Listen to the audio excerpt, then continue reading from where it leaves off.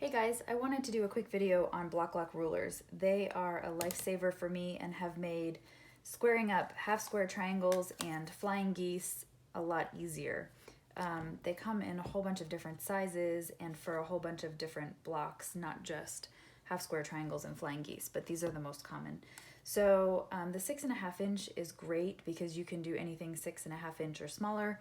I bought a variety pack, so I have a whole bunch of different sizes, but today I have made these half square triangles and I'm going to square them up using my 4.5 inch Bloc Loc ruler, and the pattern I'm working on calls for 4.25 inch half square triangles. So to save time, I am going to stack 2 at a time, and I have stitched 1/4 inch on either side of the line that I drew diagonally.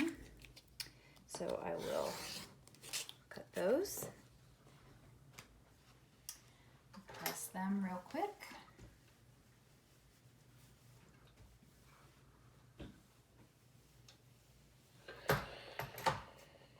So here you have your half square triangle, and because I didn't split the seam, press the seam open in the back, I have this nice little ledge, and the Bloc Loc ruler sits perfectly on that ledge and it slides up and down, making squaring up your half square triangles easy. So like I said, today I am doing 4.25 inch. So I'm going to line it up there and here for trimming, and just slice both sides. And then I always chop off my little dog ear over here.